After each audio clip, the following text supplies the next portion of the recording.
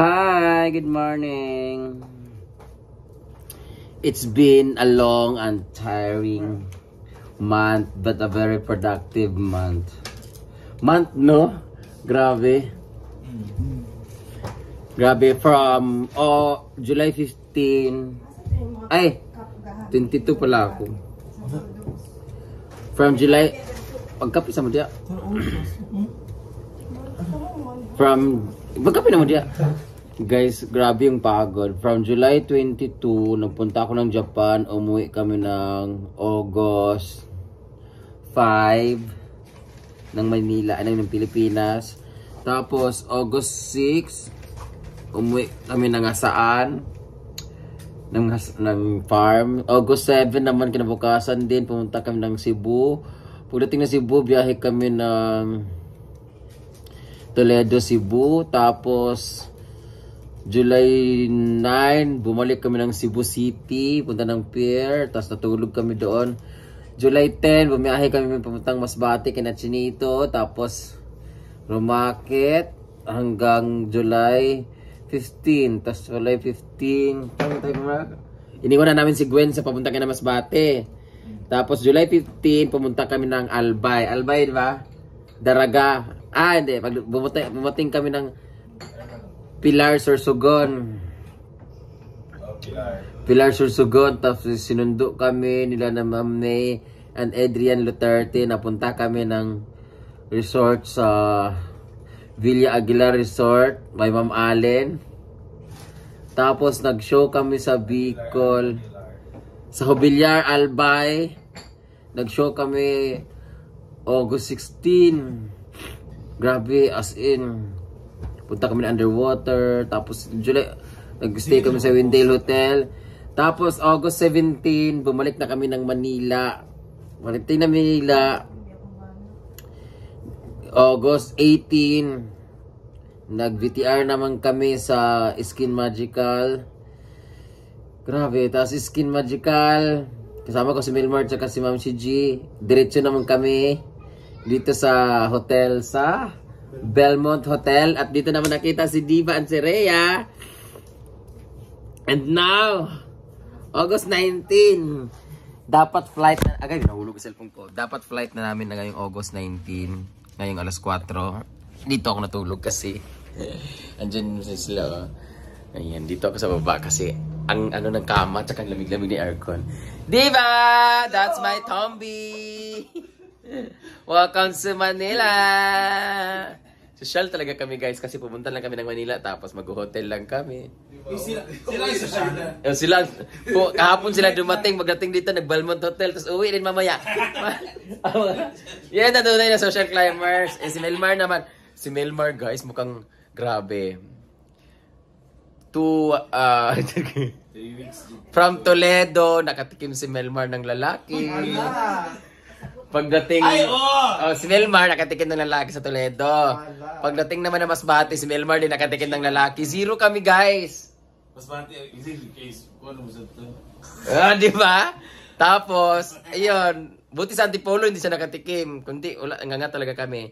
So si Rhea, hey man, nandito naman si Rhea. Di ba ang kapal na bukas siya? Climber talaga. Picture siya kay for the bonusing. Nagkopi-kopi guys. Nandito, tapos tingin sa baba. Wow. Di ba? Anong feeling na parang overnight ka lang sa Manila? Isang araw lang kami dito guys, no? Naka-Belmont. Di ba? Kasi may kausap. Kausap kasi niyang apam niya guys. Tingnan mo, may apam kasi siyang kausap. Grabe, kakarating lang nila din sa Manila Hotel. Tapos uwi din mamaya. Dapat sabay-sabay kami later. But meron kami, na-move yung ticket namin ni Ma'am si G. Na-move ng bukas na madaling araw. Kasi supposed to be ngayon, meron kaming pictorial for Europe tour. Tapos, we decided na yung grupo, na mag-send na lang kami ng glam photo namin individual kasi edit na lang siya na group. So, hindi natuloy ang aming pictorial ngayon. Pagod ako, nagsipon-sipon na ako. Pero hindi na ako yung pagod na walang pahinga na. Siyempre lesson learn na sa amin yung kay Miss D, diba? So, sa lahat na magtatanong sa amin bakit hindi kami nakapunta o walang social climbers na pumunta sa burol ni Miss D. Kasi syempre, 'di ba, ako yung leader nila, tapos ako ay nasa out of town lahat. Ganun. Tinapos ko na lahat ng lakad ko. Then uuwi na sila ngayong alas 4. Kami naman bukas madaling araw, alas 4 din. Tapos sabay-sabay na kami papunta ng Davao kay Didong po. Salamat ni Didong. Lain, pangit ng boss ko, no? Pero nakapagpahinga naman ako, guys. Lagi naman ako magpahinga. Kulang lang ako lagi sa tulog. Pero I'll make sure naman na kahit paano, okay naman ako. Hindi naman ako overwork kasi minsan 3 days yung pahinga sa trabaho, ganun-ganun. Tsaka yung trabaho ko naman, 1 oras lang din naman yung trabaho. So, ayun. Now, I can finally say that I am free. I am free. Kasi grabe no? Sobrang, grabe pinagdaanan ko last August. Kasi, nung June ba yun? Nung July pa yung sinasabi ko.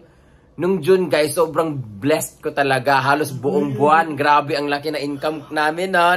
Kasi sobrang overworked yun. Pero masaya kasi halos lahat sila lagi kasama. Tapos July, minalas-malas ako. Papunta na dapat ako ng Japan. Ang laki ng gastos ko noon kasi nakalmot ako ng aso. Bumalik ako anti-rabies. Grabe, alam mo ba, yung ticket ko, doble-doble. Tapos yung ticket ko sa Japan, imbis 8,000 lang, naging 16,000. Tapos yung ticket ko pa Manila, imbis 2,500 lang, naging 7,600. Tapos pag uwi ko yung ticket ko is 8,000 lang.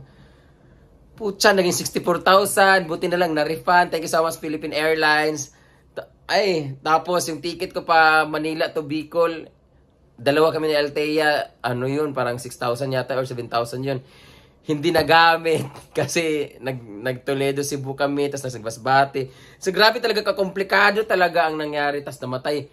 Nasa Japan ako, namatay yung pinsan kong panganay. Tapos pag uwi ko, namatay yung mama ni Ansing. Tapos pagdating ko ng Cebu, namatay si Didong. Grabe no, grabe yung July, August na yan. Blessing sa July, pero ang August naman. Halos ako yung gastos lahat sa pagkamatay ng pinsan ko. Tapos abuloy na naman sa ni Ansing. Tapos kinu-question pa ako about kay Didong, di na alam anong plano.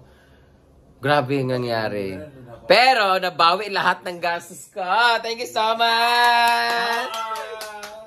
Ngayon, magbabayad ulit ako ng 40,000 for one night. One night here. Charet, thank you so much, Ate Liz Yancel! Ate Liz Yancel, thank you so much dahil feeling mayaman kami ngayon. Thank you. Enjoy your day. Bye. Pero guys, alam niyo ba guys? Guys, ako yung dito, ako yung maraming pera dito, ako yung boss dito guys, sa aming 4. Pero dito ako natulog guys sa tiilan nila guys. Dito ako sa carpet natulog guys. Dara ba kami patulog? Dara po kay. Pag-abot kaya po na siya sa ubos. Oo, kasi Rhea doon natulog. Tapos yung kama magkahiwalay. Natulog si Rhea, sabi ko, hala, darating pa si Ma'am G, tapos dito ako. Paano kami magkakasya dyan eh? Ganun na niya. Ginawa ko, bumaba na ako eh. Dinikit ko yung kama dito sa baba. Kasi guys, hindi gusto to dito talaga. Ay, ang carpet andito. So, dito ako nagkuskus ng ko. So, kinumutan na lang ako ni Milmar. So, yan. Grabe. Maraming salamat sa nakasama ko sa journey ko from Japan to CDO to Cebu, to Toledo, Cebu, to Masbate, to Sorsogon, to Bicol, Daraga Albay, hanggang sa Manila. Laban. Ako din nato, no? Naikot namin. Visayas o Luzon, no? Yung North lang hindi natin napuntahan. Gusto ko pumunta, yung South din. Gusto ko pumunta kina Gio. Na-miss ko talaga. Lagi siya nag-a-appear kasi sa cellphone ko. Ano si Baran? Ang pwede na ma-appear. Lumalabas sa... ikaw pa rin talaga. Miss na kita, asawa ko. Nalibog na minsan. Hanggang ngayon iniisip ko pa rin. So that explains the note. Alam mo, parang hanggang ngayon iniisip ko pa rin na seaman siya. Tapos nag-abroad lang siya kaya hindi kami magkikita. Sobrang hirap kasi. Ang dami nang dumaan sa puwet ko pero siya pa rin talaga. Charot. Uy, alam niyo yan, wala talaga akong lalaki. May girlfriend na yun. Nag-live siya. Kaya nga eh. Pero I'm happy na. Nasi ka call sa dami ko. Ayoko na guys, tatalon ako dito. Marriott ang pangarap. Tapat namin ang Marriott guys. Andito po yung Marriott at andito yung mga bayot. Grabe no, saya namin dito.